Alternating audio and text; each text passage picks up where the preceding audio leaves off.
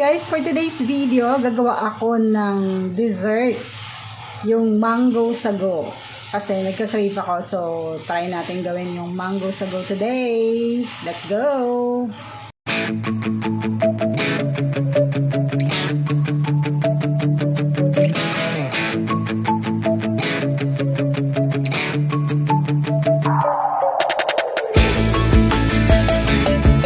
Ito ang ingredients ko guys. Syempre, mango, tapos condensed milk and evap milk. Tapos ito naman yung aking all-purpose cream and cheese. Tapos yung aking sago guys. Binili ko lang yan sa palengke. Luto na yan. So pakukuluan ko lang ulit ang aking sago. So ito guys, yung aking sago na binili lang sa palengke. Pinakukuluan ko lang siya. So, 5 minutes na pakulo, okay na to. So, set aside, strain na natin. Ayan, set aside muna natin, naka-strain na yung ating sago. Let's prepare our mango, guys.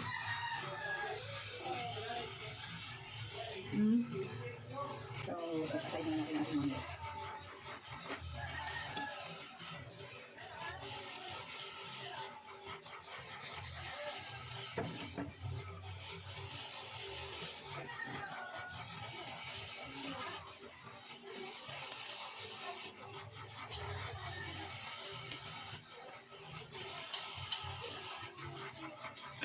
So, yan ang aking na-slice na mangga, guys. I'll slice the cheese.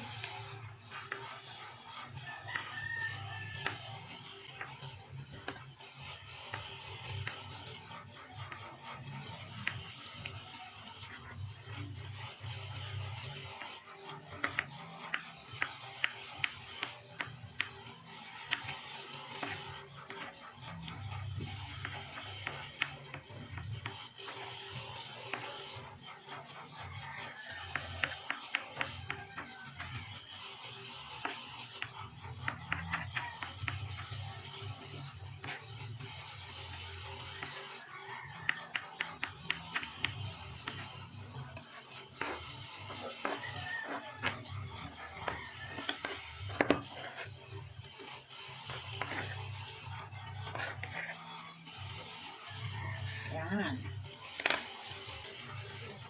Dito lahat.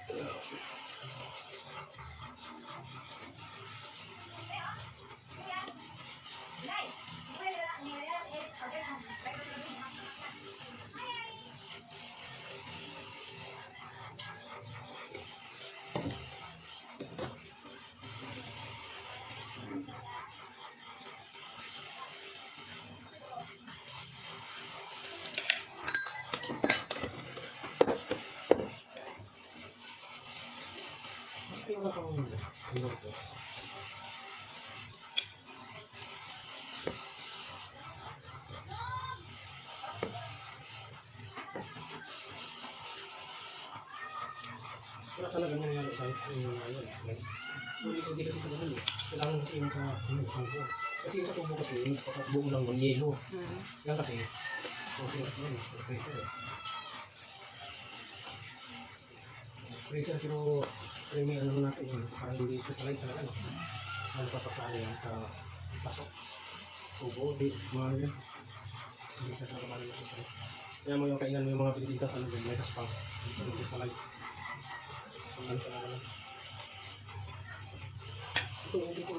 May Nutribullet guys. Maglalagay lang ako ng evap and mango. Tapos i-blend ko lang siya sandali. So, ayan o.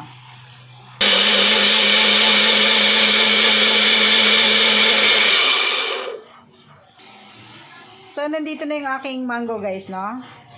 Ihahalo lang natin yung ating sago. Marami ang sago ko. Then, yung ating cheese.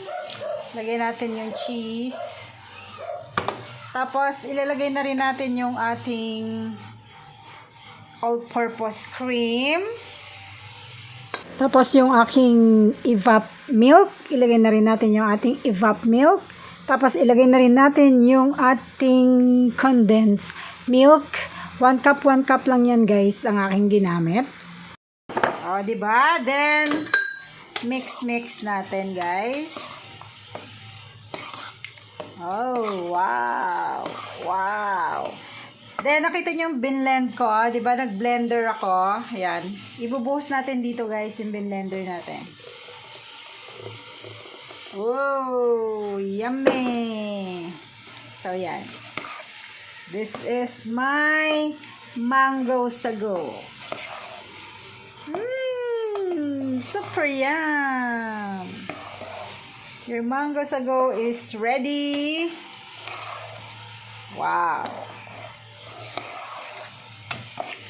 So, that's it, guys. Pagkatapos nito, ilalagay lang natin to sa fridge. I-fridge muna natin siya ng medyo matagal para medyo ma-chill. Chill natin siya. My mango sago. Introducing my homemade mango sago. Yummy. So, let's chill this. Chill.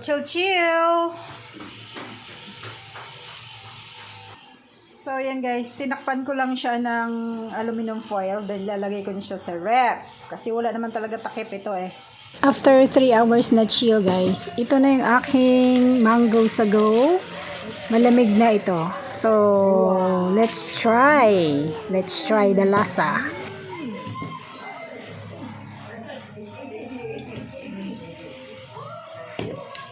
So, try natin. Wow. Wow. So, let's check. Check natin yung lasa.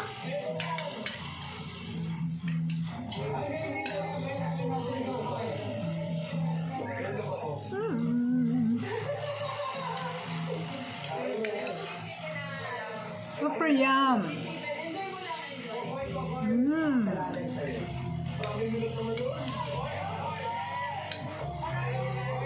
The best.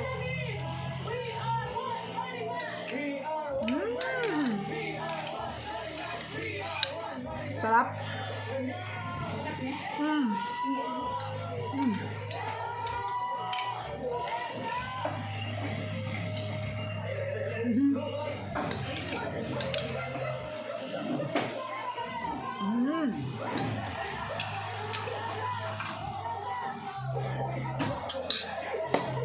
Memang.